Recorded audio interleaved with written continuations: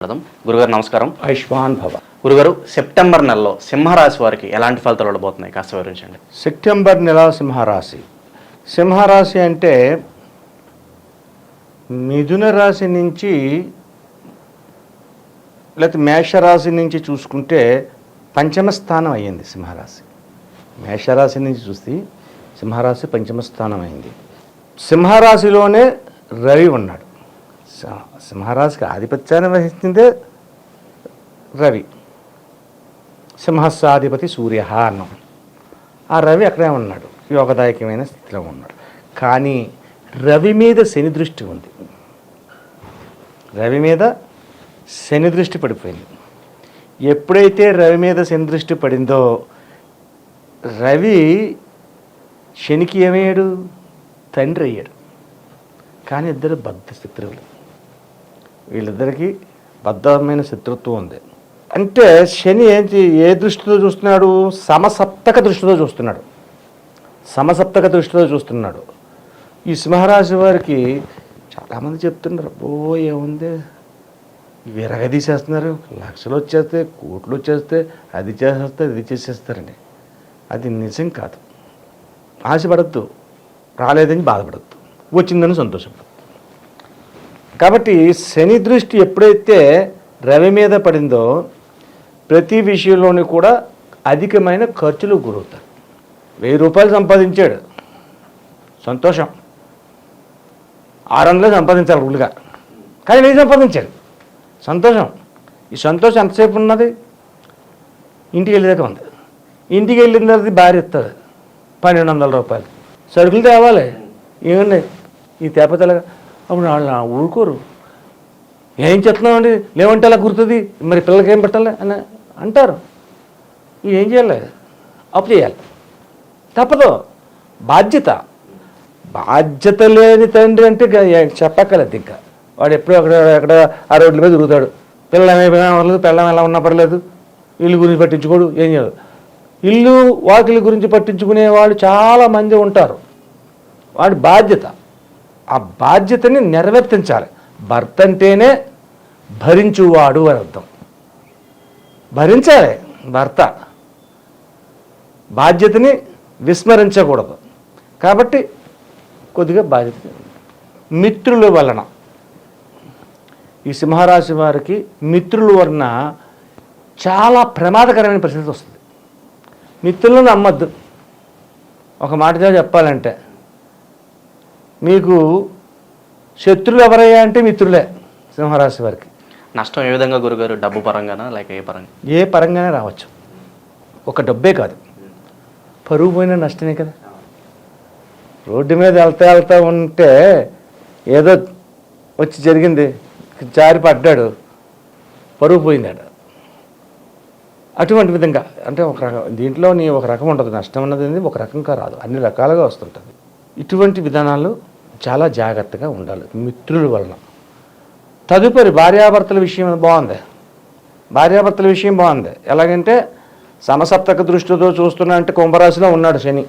ఇందా చెప్పుకున్నాం, శని కుంభరాశిలో ఉన్నాడు, రవి స్థానంలోనే ఉన్నాడు.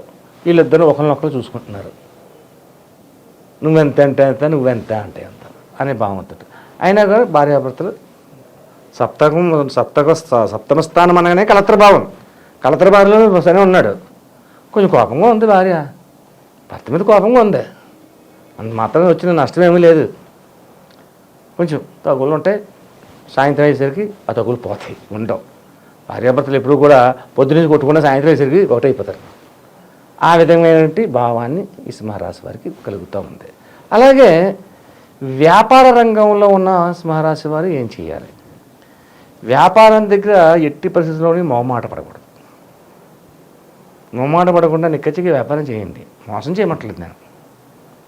మోసం చేసే వ్యాపారం చేయడం తప్పది, శాస్త్రం ఒప్పుకోదు. ఎప్పుడు కూడా నష్టపోకుండా వ్యాపారం చేయండి. ఏ వ్యాపారాలు బాగుంటున్నాయి? సింహరాశిలో వచ్చేసేది ఏ వ్యాపారాలు బాగుంటున్నాయి?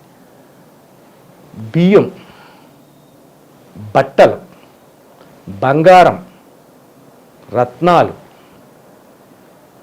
కలప, సిమెంటు,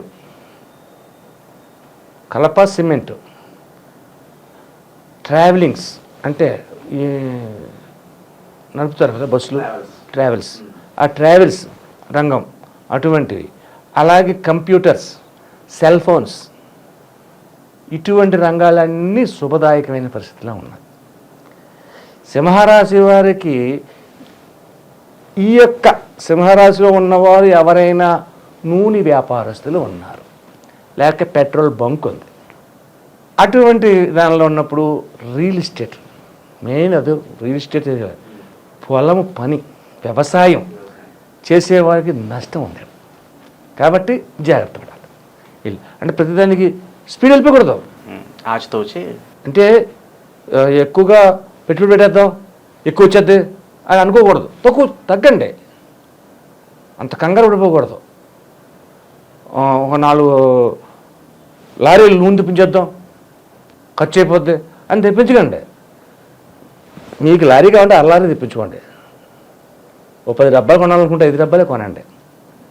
అప్పుడు మీరు కంట్రోల్లో ఎక్కువ పెట్టకూడదు. ఇటువంటి వ్యాపారం ఈ రకంగా ఉంది. విద్యార్థులకు ఏ రకంగా ఉంది అంటే వీళ్ళకి ఈ సెప్టెంబర్ నెలలో వీళ్ళకి కూడా శుభదాయకమైన ఫలితములు కనిపిస్తున్నాయి. ఇంటి పరిస్థితిలో నష్టదాయకమైన ఫలితాలు రావు. దగ్గర చెప్పుకున్న ముందు రాశిలో, కర్కాటక రాశిలో తల్లిదండ్రులకు బాధ్యత, కానీ పిల్లలు కాదు, వాళ్ళు ఏం చేయరు. అటువంటి విధానం ఉంది యోగదాయకంగా. ఆరోగ్య విషయం ఎలా ఉంది ఇక్కడ తెలుసుకోవాల్సిన ఆరోగ్య విషయం. సింహరాశి వారి యొక్క తండ్రి ఆరోగ్యాన్ని ముఖ్యంగా తీసుకోండి. తల్లి తండ్రి, ఒక తండ్రి కాదు, తల్లి తండ్రి ఆరోగ్యాన్ని ముఖ్యంగా తీసుకోండి. వారికి ఏదైనా చిన్న అనారోగ్యమైన పరిస్థితి వచ్చినా కూడా నెగ్లెక్ట్ చేయకుండా ముందుగా హాస్పిటల్కి తీసుకెళ్ళి ఏం కావాలో, తలకాయ పొడి వచ్చిందంట కదా, ఆ సారిడిని ట్యాబ్లెట్ అయిపోవాలా అనుకోవద్దు. ఓ డాక్టర్ని సంప్రదించండి, ఏమైనా ఏమైంది ఏంటి చెప్పండి అని తీసుకోవాలి. అలాగే హృదయతత్వానికి సంబంధించిన వ్యాధులు, హార్ట్ అటాక్ రావడానికి అవకాశం ఉంటుంది. హార్ట్ అటాక్ అంటే చాలామంది అనుకుంటారు, తెలియని వాళ్ళు, హార్ట్ అటాక్ అంటే ముందు ఇక్కడి నుంచే స్టార్ట్ అవుతుందని. కాదు, కాలి చిటికిన వేలు కాడి నుంచి కూడా స్టార్ట్ అవుతుంది హార్ట్ అటాక్ అనేది, అక్కడి నుంచి అప్పుడు వస్తుంది. కాబట్టి పెద్దలైన వారిని ఆరోగ్య విషయంలో శ్రద్ధగా చూసుకోండి. కళ్ళకు సంబంధించిన వ్యాధులు వెంటబడతాయి, కళ్ళకు సంబంధించిన వ్యాధులు వెంటబడతాయి. కాబట్టి అది కూడా శ్రద్ధగా చూసుకోండి. ఇక ఈ యొక్క సింహరాశి వారికి బాబాయిలు, పెద్ద తండ్రి, పినతండ్రి, పినతండ్రి కొడుకులు, పెద్ద తండ్రి కొడుకులు, మేనత్తలు, మేనమామలు, ఇటువంటి వారు చెప్పే మాటల్ని కొద్దిగా పక్క పెట్టండి, తర్వాత చెప్పుకుందండి. విసర్జించొద్దు, వాళ్ళు చెప్పిన దాన్ని తప్పు అని చెప్పేసి విమర్శించొద్దు, కాదనద్దు. చాకచక్యముగా ఎప్పటికయ్యేది ప్రస్తుతం అప్పటికా మాటలాడు ఎన్యుల మనముల నొప్పింపక తానవ్వక తప్పించుకు తిరుగువాడు ధన్యుడు సుమతి అనే పద్యాన్ని మనం ఎలా చదువుకున్నామో అలాగే అప్పటికప్పుడు ఏ మాటలు మాట్లాడాలో, ఎలా తప్పించుకోవాలో తప్పించుకుని కించపరచకుండా ఉండి చేసుకుంటే చాలా మంచి ఫలితాలు పొందడానికి ఉంటుంది. లేదు అంటే నరఘోష దృష్టితో పాటు వీరి వల్ల ఈ మేనమామలు, పెద్దనాన్న కొడుకులు, పెద్దనాన్న కొడుకులు, పెద్దమ్మ కొడుకులు, ఇలాంటి వాళ్ళందరూ వాళ్ళు ఏమవుతుందంటే లేనిపోని అపనిందల పాలు చేసేస్తారు. కాబట్టి తస్మాత్ జాగ్రత్త. సరే, సింహరాశి వారు చేయవలసిన పరిహారం ఏమిటి? ఇక్కడ సింహరాశి వారికి హైదరాబాదు, సికింద్రాబాదు ఈ దూరాల్లో ఉన్నవాళ్ళు వెళ్ళలేరు. విశాఖపట్నం, విజయనగరం, ఒరిస్సా ఉన్నవాళ్ళు అక్కడ అరసవిల్లి దగ్గర, అరసవిల్లి వెళ్ళి అక్కడ స్వామివారికి అభిషేకాన్ని చేపించడం, దర్శనం చేసుకోండి. అలాగే కాకినాడ, రాజమండ్రి, విజయవాడ అన్న వాళ్ళకి గొల్లల మావిడాడ అని ఉంది, సూర్యదేవాలయం, రామాలయం, సూర్యదేవాలయం అక్కడ ఉన్నాయి. అక్కడికి వెళ్ళి దర్శనం చేసుకోండి వాళ్ళు. మరి అక్కడ ఉన్న వాళ్ళు అక్కడ చేసుకున్నారు, రైటే. ఎక్కడి నుంచి అరసవెల్లి వెళ్ళాలి, గొల్లల మామిడి వెళ్ళాలి. గొల్లల మామిడి అంటే రాజమండ్రి వెళ్ళి రాజమండ్రి నుంచి ఇంకొక 50-60-70 కిలోమీటర్లు ఉంటుంది. అంత దూరం ఎలాగ వెళ్తారు? కాబట్టి ఏం చేయాలంటే ఇక్కడ లక్ష్మీ నరసింహస్వామి ఆలయం, లక్ష్మీనరసింహస్వామి ఆలయం అంటే ఇక్కడ ఉంది యాదగిరిగుట్ట. అలాగే లక్ష్మీనరసింహస్వామి ఆలయాలు కూడా కొన్ని హైదరాబాద్ నగరాల్లోని ఎక్కడో శంషాబాద్ దగ్గర ఇటువంటి ప్రదేశాల్లో ఉన్నాయి. లక్ష్మీనరసింహస్వామిని దర్శించండి. లేదండి మాకు లక్ష్మీనరసింహస్వామి కూడా దర్శించడానికి అవకాశం లేదండి, వెంకటేశ్వర స్వామిని దర్శించండి. వెంకటేశ్వర స్వామి అంతర్గతంగా దేహంలోని నవగ్రహాలు ఉన్నాయి కాబట్టి వెంకటేశ్వర స్వామిని దర్శించండి. దర్శించి ఓ కొబ్బరికాయ, ఫలం పుష్పం పత్రం తోయం అన్నారు. భగవంతుడి దగ్గరికి వెళ్ళినప్పుడు, పసిపిల్లల దగ్గరికి వెళ్ళిన వాళ్ళు, పెద్దవాళ్ళ దగ్గరికి వెళ్ళినప్పుడు ఉత్తి చేతులు నలుపుకుంటూ దులుపుకుంటూ వెళ్ళకూడదు. ఫలం పుష్పం పత్రం తోయం. ఒక ఫలం పట్టుకెళ్ళు, ఒక పుష్పం పట్టుకెళ్ళు, లేదా ఒక ఆకు పట్టుకెళ్ళు. అది కూడా లేదా వచ్చే 3 నీళ్ళు ఇట్టుకెళ్ళు. ఉదకం, తోయం అంటే ఉదకం. అలాగా స్వామివారిని దర్శించుకుని రండి. ఈ రకంగా చేయండి. నెక్స్ట్ రెండోది ఏంటంటే, ఈ యొక్క పరిస్థితుల్లో ఉన్న వారికి అంటే మిత్రుల వల్ల నష్టం రాకుండా, బంధువర్గం వాళ్ళు మీ బంధువర్గం అంటే ఉన్న మీ అన్నలు మీ చెల్లెళ్ళ వల్ల కాదు, అటువంటి వరదలు నేను రావు, బాగానే ఉంది. ఈ యొక్క పెదతండ్రి పెదతండ్రి వల్ల ఏమి రాదు, పినతండ్రి వల్ల రాదు, వాళ్ళ బిడ్డల వల్ల వస్తుంది. ఇది తొలగాలి అంటే ప్రతి సోమవారం నాడు కూడా లక్ష్మీనరసింహస్వామి ఆలయానికి ఒక్కసారి వారంలో ఏదో ఒక్కసారి వెళ్ళి ఆయన దర్శనం చేసుకుని ఒక అభిషేకమో ఒక అష్టోత్తరమో చేయించుకుని వచ్చారు, సరిపోద్దు. కానీ ప్రతి సోమవారం శివాలయానికి వెళ్ళండి.